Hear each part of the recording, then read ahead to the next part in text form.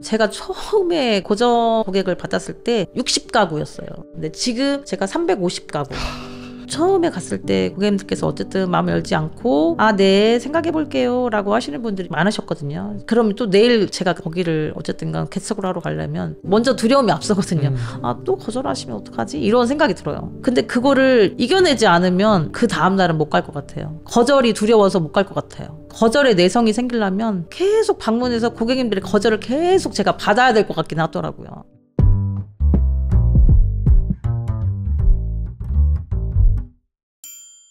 안녕하세요, 최성원의 사고실험입니다. 제가 3월의 어느 날에 지하철을 타고 출근하는 길에 우연히 기사 하나를 보게 되는데요. 프레시 매니저, 우리에게는 아직 야쿠르트 아줌마라는 이름으로도 친숙한 그분들이 모여서 명예의 전당에 들어가시는 분이 선발이 됐다, 이런 기사였어요. 이거 굉장히 좀 흥미로운 내용이 있을 것 같다 라고 해서 오늘은 전국에 10,000명이 넘는 프레시 매니저를 대표해서 올해 2024년 명예의 전당에 오르신 서윤정 매니저님을 모셨습니다. 안녕하세요. 안녕하세요. 저는 전북 익산에서 프레시 매니저 일을 하고 있는 서윤정 매니저입니다. 우선 기분이 좀 어떠세요?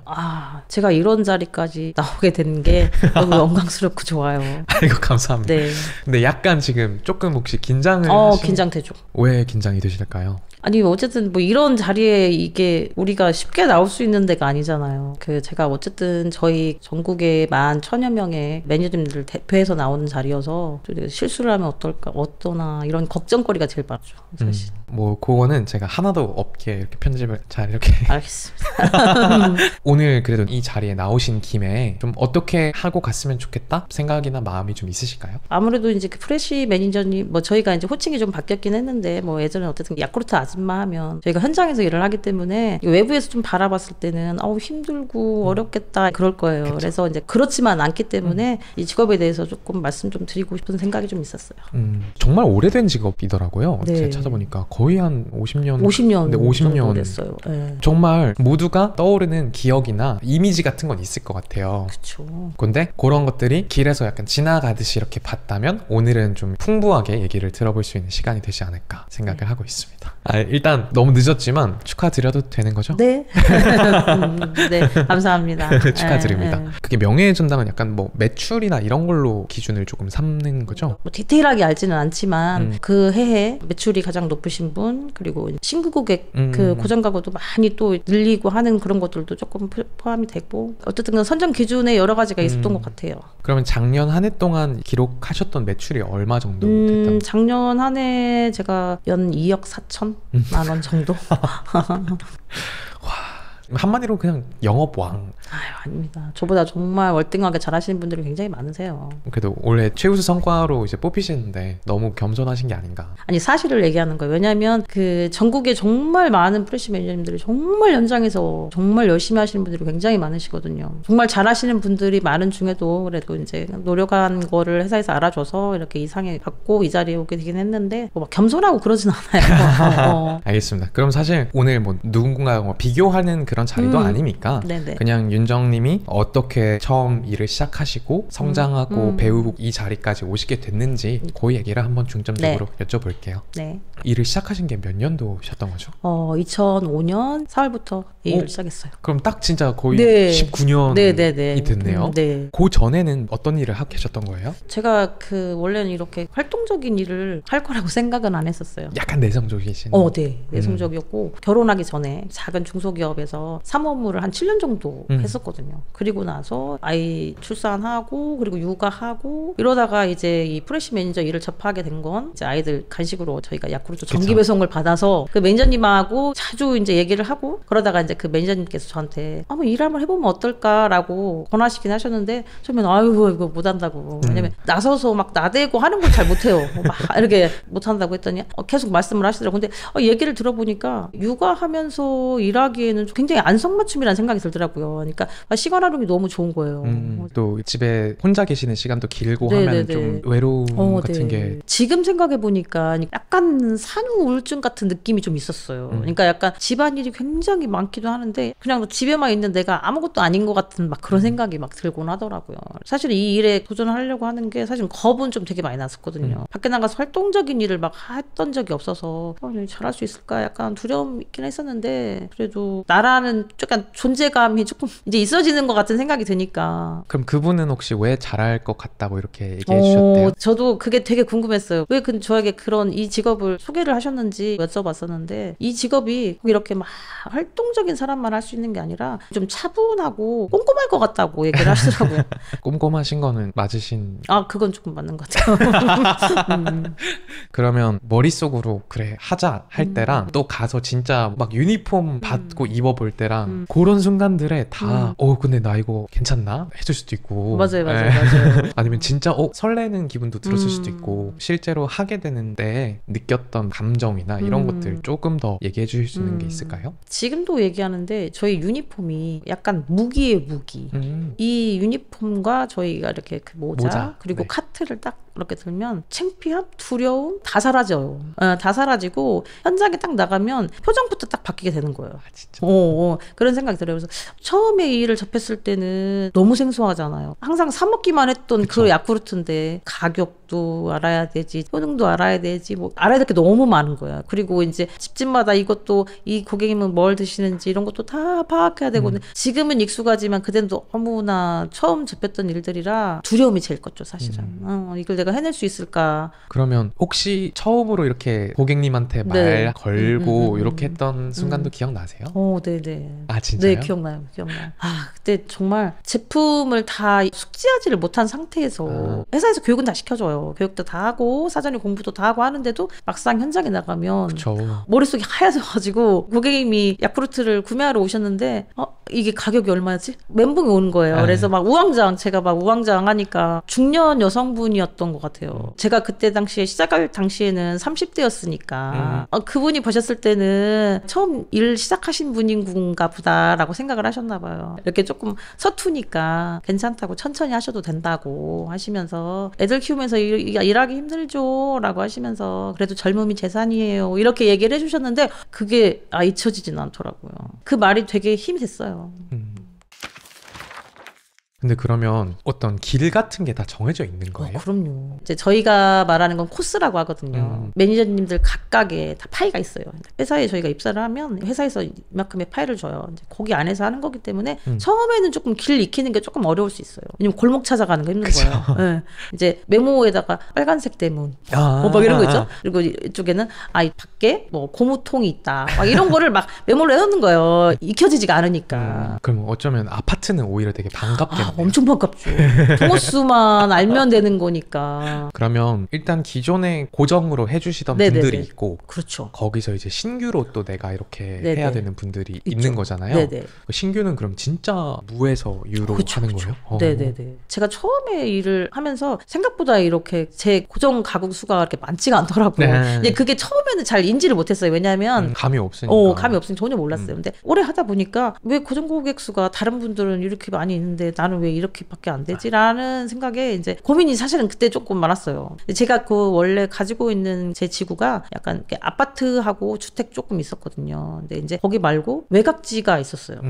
시골. 거기는 약간 저희가 미배지라고 해서 배송이 안 되는 지구가 있어요. 네. 거기를 개척하러 가기 시작했어요. 그러니까 보통은 거기가 미배지인 이유가 코스가 또 너무 길어지고. 네네. 굉장히 조금 떨어져 있으면 전달 업무도 힘들고. 회사에서도 굳이 그러니까 하라고 말 안 하는데 그냥 가신 거죠? 네. 거기를 매일 갔어요. 매일. 그쪽에 계신 분들은 어쨌든 야쿠르트 매니저가 오지를 않으니까 모르시고 못 받아 드실 수도 있으니까. 네. 그래서 이제 약간 거기를 개척하면서 그때부터 조금 약간 업무 스타일이 조금 이제 바뀌기 시작했던 것 같아요. 저희가 여기서 한번 숫자로 좀 짚고 넘어가면 처음에 받으신 지역구가 고정 고객이 조금 적었었고 얼마나 는 거죠? 얼마나 늘었냐면 제가 처음에 60가구였어요. 60가구? 네네네. 저도 잘 모르지만 많진 않아 보이네요. 많진 않죠. 60가구 정도 했었어요. 근데 지금 제가 350가구. 엄청 차이가 엄청 크죠. 그러니까 처음에 제가 첫 달에 매출이 301만 원이었어요. 301만 잊혀지지가 않아서 월급이 아니라요. 그러니까 제가 매출, 판매한 거. 그 당시에는 그게 적은지도 몰랐어요. 지금은 한 7배 이렇게 막 늘. 그렇죠. 존경스럽습니다. 그러면 그렇게 낯선 동네에 가면은 그런 게 있잖아요. 어디가 목이 좀 좋은가. 맞아요. 네. 어디에 딱 있어야 사람들이 이제 나를 보고 올까. 약간 이런 것도 파악하는 눈썰미도 좀 있어야 될 것 같고. 개척이 사실은 쉽지가 않거든요. 어쨌든 처음 접하는 고객님들한테 저희 제품을 설명하고 드실 수 있게끔 유도를 하는 거기 때문에 쉬운 건 아닌데, 제가 거기 가서 제일 먼저 방문드렸던 게 경로당을 제일 먼저 방문드렸던 게, 조금 더 나아가서는 아름아름 물어서 부녀회장님이 어디 사시는지.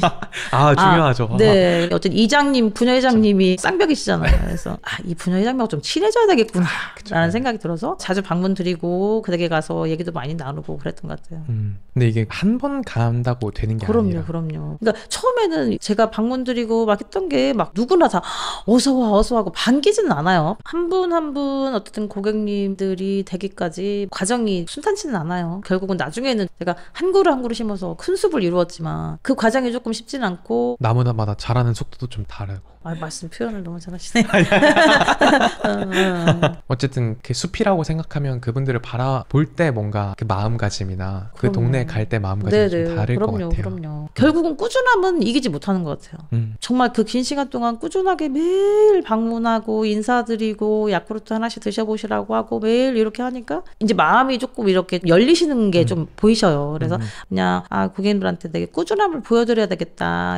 참 열심히 이렇게 다닌다라는 거를 고객님한테 신뢰를 얻고 싶었던 마음이 되게 컸던 것 같아요. 그래도 뭔가 이게 한두 번 가다 말 수도 있었잖아요. 근데 막상 또 거리가 멀고 날씨가 만약 안 좋고 내 몸이 아프고 이러면은 윤정님도 개척을 해보는 게 처음이셨으니까 그쵸. 얼마나 가야 이 사람들이 이제 나를 좀 신뢰하게 될까. 그래서 내가 몇 번까지 가봐야겠다 뭐 이런 것도 마음속으로 정해둔 게 있으셨어요? 그런 건 없었어요. 우리 왜 그런 말 있잖아요. 10번쯤가 안 넘어가는 날 근데 그러지는 않아요.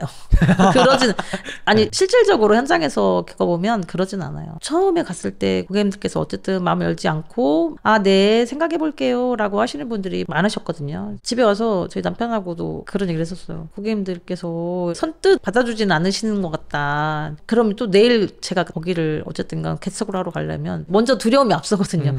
근데 가서 또 거절하시면 어떡하지? 이런 생각이 들어요. 근데 그거를 이겨내지 않으면 그 다음날은 못 갈 것 같아요. 거절이 두려워서 못 갈 것 같아요. 근데 거절의 내성이 생기려면 계속 방문해서 고객님들의 거절을 계속 제가 받아야 될 것 같긴 하더라고요. 그러면 거절에 대한 내성이 그럼 어떻게 좀 생기는 거예요? 그 마인드 컨트롤을 엄청 하려고 제가 지금도 꾸준히 해오고 있는 방식이 거울 보고 연습하는 게 되게 그거는 오랫동안 해왔거든요. 근데 항상 거울 보면서 저 스스로 이렇게 마법을 거는 거예요. 나는 그냥 서윤정이 아니다. 난 그냥 프레시 매니저다. 라고 하면서 내가 고객님들한테 어떻게 비춰지고 있나라는 거를 내가 어떤 표정으로 하고 있나? 이런 것들을 거울 보면서 좀 연습을 많이 해요. 이렇게 해서 고객님들한테 조금 더 예쁜 미소를 보여야 되겠다. 그런 건 지금까지도 해오고 있는 일이에요. 계속 해야만 유지가 되는. 그렇죠. 예.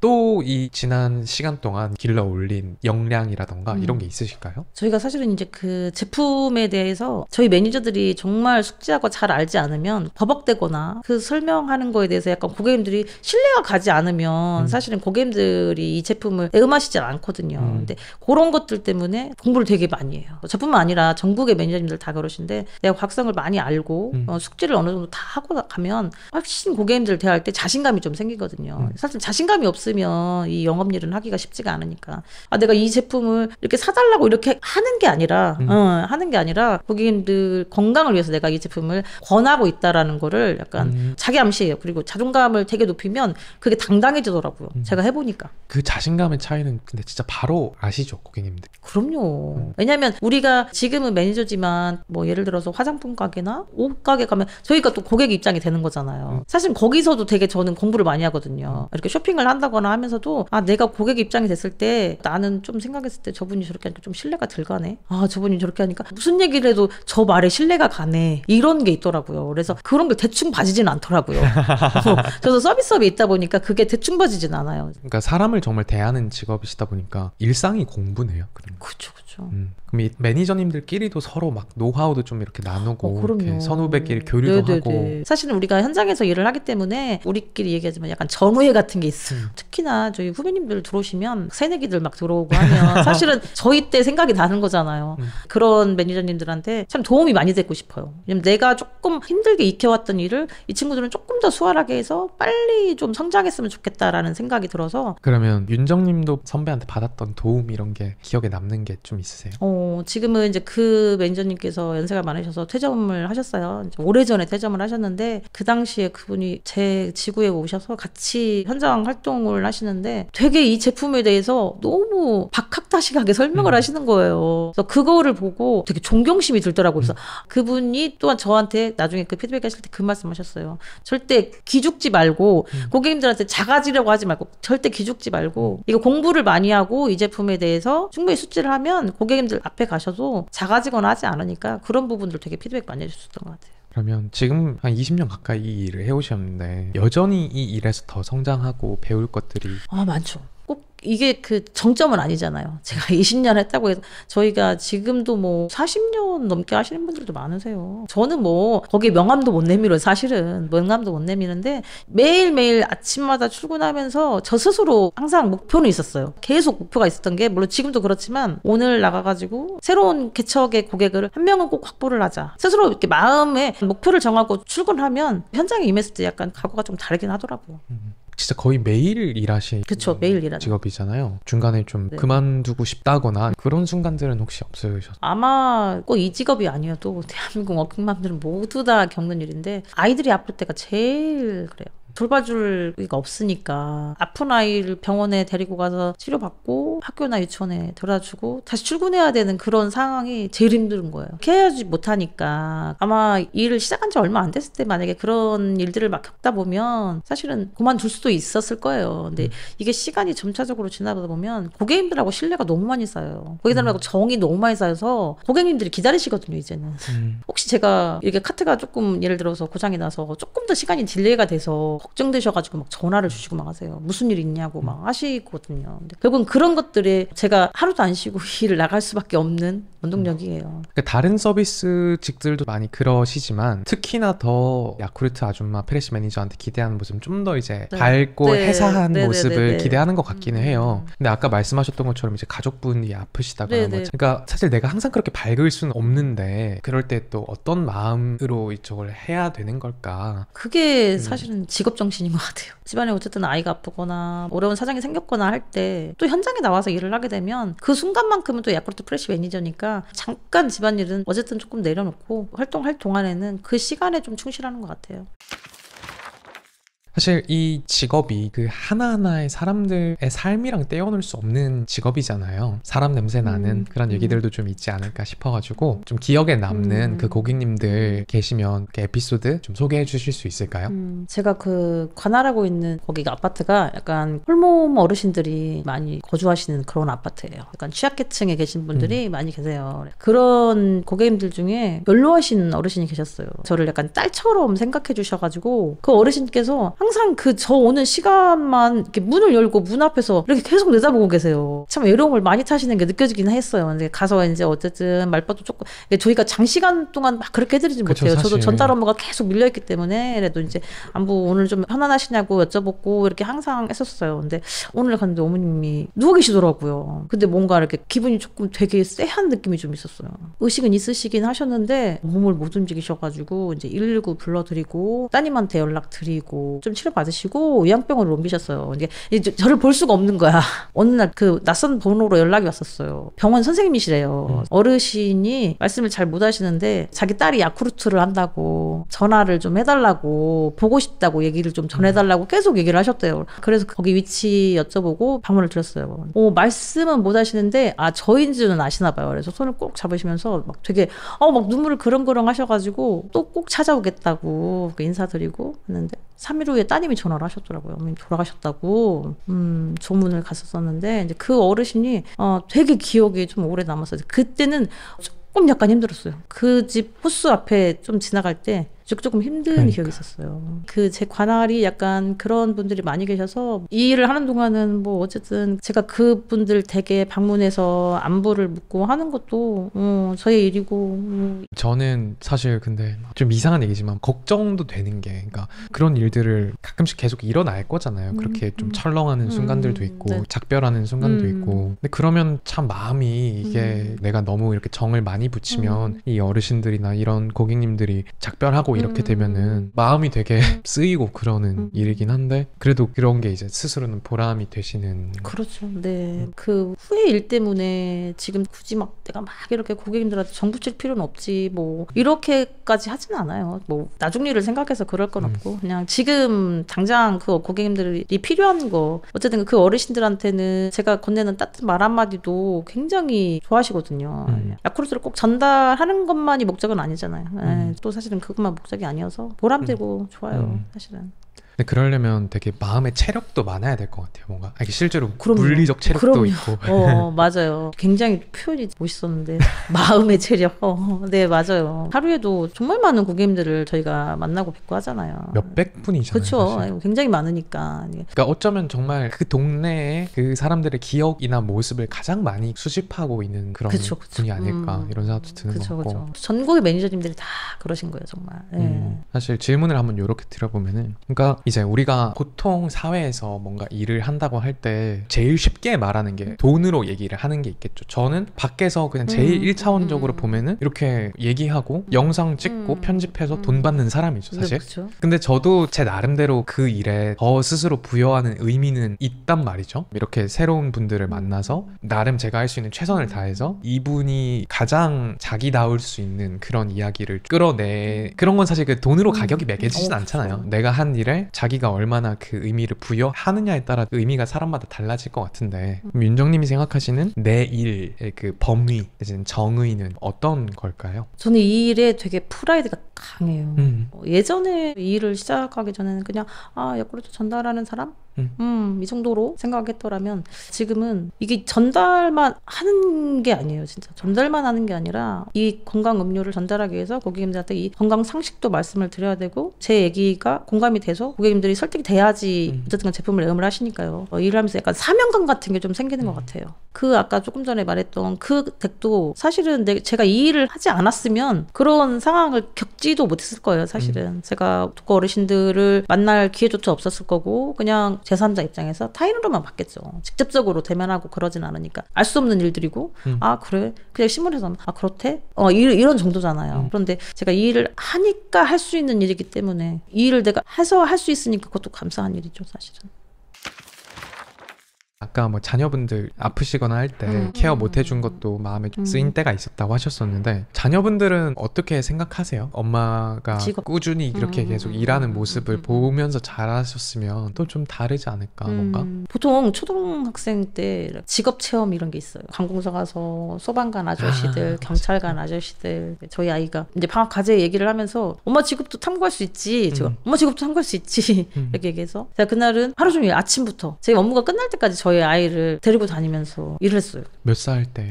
그때 저희 아이가 초등학교 1학년이었나? 근데 저는 어쨌든 이 일이 익숙하고 걷는 일이 직업이니까 그냥 아이도 운동 삼아 엄마 따라다니면서 엄마 직업도 체험해보고 약간 이런 생각이었는데, 끝나고 집에 왔는데 울더라고요. 아빠한테 이제 막 얘기를 하더라고요. 엄마가 안쓰러운 거야. 그때가 또 여름방학이어가지고 엄청 더웠거든요. 엄마가 엄청 땀 흘리고 이런 거. 그러고 나서는 사실은 반탄추정하고 그러진 않더라고요. 그건 좀 있더라고요. 좋은 직업 체험이었다.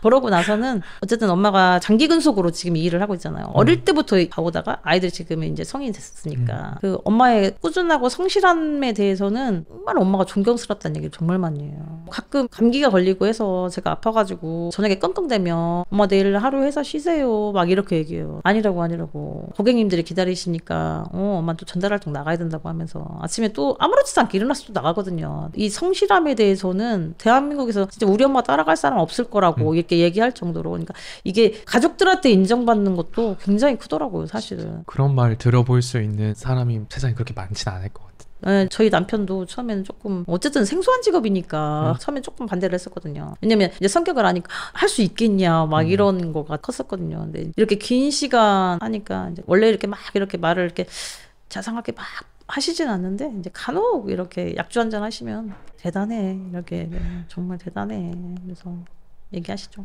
앞으로도 계속 하실 거잖아요? 혹시 근데 언제까지 하겠다 이런 생각이 있으세요? 사실은 제가 이 일을 한 10년 정도 했을 때였나? 그때는 딱 50살까지만 이 일을 해야지 스스로 아, 그때는 내가 아픈 데 없이 건강이 짱짱할 것 같다 그러니까 그때까지는 내가 일을 하고 그러고 나서는 또 새로운 일을 혹시 한번 해볼까? 라는 생각을 했었어요. 근데 어느 순간에는 내가 이거 정해놓은 마지노선을 잊어버리더라고요. 이 일이 사실 제 나이도 사실 있게 하고 제가 지금 몇 년 차인 것도 사실 있게 만들어요.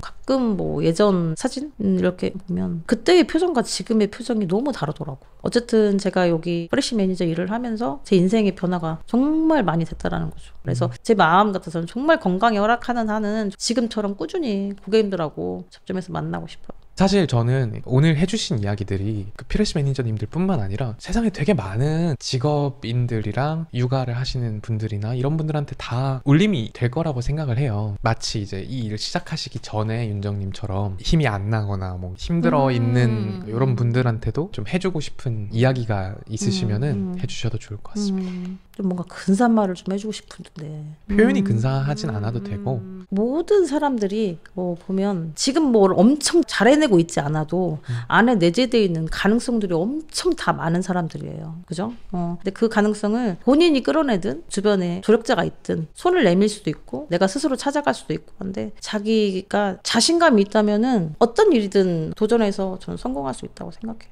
그럼 스스로 좀 칭찬해 준다면 제일 칭찬해 주고 싶은 부분이 어디세요? 아, 저요? 네. 뭐 이건 계속 반복되는 얘기긴 한데 저의 꾸준함을 정말 칭찬해주고 싶기는 해요. 제가 굉장히 이른 시간에 기상을 해요. 새벽 4시에 일어나서 어쨌든 아침 준비를 해놓고 그러고 나서 출근을 해야 되니까 알람 없이 일어나거든요, 사실은. 진짜요? 네. 자동으로 몸에 익혀지는 거죠, 이제는. 몸이 기억하고 일어나지는 거니까. 근데 그런 시간 또한 감사해요. 제가 아침에 눈 떠서 나갈 수 있는 직장이 있고 반갑게 맞아주시는 고객님들이 계시고 이런 시간이 행복하고 앞으로도 깨내지 않고 꾸준하게 하루하루 또 그렇게 그럼요. 내일도 또 열심히 출근해서 열심히 고객님들과 또 대면하고 약속 전달하고 그래야죠. 네, 그러면 요게 괜찮은지 모르겠는데 안 괜찮으면 하지 마요. 한 번만 이제 제가 그 블로그 인터뷰에서 본 게 회사 인터뷰에서 본 게 라디오 DJ가 되고 싶은 마음이 있다고 그게 하셔가지고 제가 그 약간 산후 우울감이 있을 때 라디오를 되게 많이 들었거든요. 라디오 DJ가 하는 그런 멘트들이 그 말이 너무 근사해서 가끔 이렇게 막 울컥할 때도 있고 사연 읽어주는 그 목소리도 너무 괜찮고 아, 저 라디오 부스 안에서 사람들이 전해오는 그런 사연들 읽어주고 음악도 같이 공유하고 막연하게 그냥 저런 직업 한번 해봤으면 좋겠다 그런 생각을 좀 했었죠. 그래가지고 오늘 오신 김에 제가 약간 사연을 하나 써갖고 왔거든요. 요거를 한번 읽어보시면 어떨까. 헤드셋도 한번 끼시고. 준비를 많이 하셨네. 아니 준비를 많이 하셨네요. 생각지도 않았지. 이건 이게 제 목소리가 여기 들리는구나. 이건 뭐 잘 못해도 방송에 안 나올 수 있죠? 그럼요. 그럼요. 좀 읽으면 될까요? 안녕하세요. 저는 서울에 사는 31살 남자입니다. 야쿠르트에 얽힌 기억 하나가 떠올라서 이렇게 사연을 보내봅니다. 초등학교 다니던 때 수업을 마친 오후 3시에는 항상 야쿠르트 아주머니 한 분이 교문 근처에 서 계셨습니다. 막상 100원짜리 야쿠르트 하나를 사 먹을 거였으면서도 카트 안에 뭐가 들었는지 궁금해서 온통 만지고 헤집고 그랬던 것 같아요. 하지만 아주머니는 단 한 번도 귀찮게 군다고 남을 하신 적이 없었지요. 매일 아주머니와 말을 나누었던 건 아닙니다. 가끔은 그 자리에 계셔도 보지 못하고 지나쳤을 때가 더 많았을 거예요. 어차피 야쿠르트 아주머니는 내일도 그 자리에 계실 게 당연했고 저한테는 더 재밌고 중요한 일들이 많았으니까요. 그때는 매일 같은 자리에 같은 시간에 서 계신다는 게 어떤 의미인지 전혀 알지 못했습니다. 조금 자라서 어른이 되어보니 세상에서 가장 어려운 일은 다른 사람들과의 약속을 지키는 것이라는 걸 알게 되었습니다.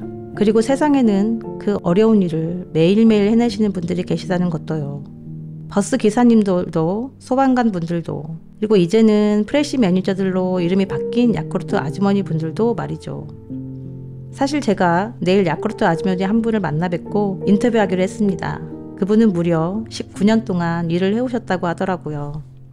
그 19년 동안 그분은 얼마나 많은 약속을 지켜오셨을까요?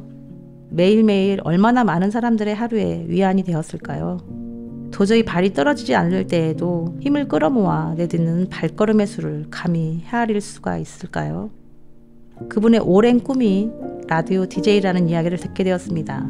생각해보니 라디오 DJ도 매일매일 청취자와의 약속을 지키는 직업이네요. 지금까지 눈이 오나 비가 오나 그분이 지키기 위해 노력했던 다른 사람들의 하루들이 쌓여서 언젠가 그분이 자신을 위해 내걸었던 약속의 선물처럼 지켜드린 날이 오면 좋겠습니다. 오, 저 눈물 나오려고 했어. 사연에 대해서 말해 주셔야죠. 어머, 그리고 서울에 사시는 31살의 남자분의 사연을 읽었는데요. 꾸준함과 성실함 그리고 언제나 그 자리에 계셨던 소중함들을 얘기를 해주셨는데 순간 되게 울컥하네요.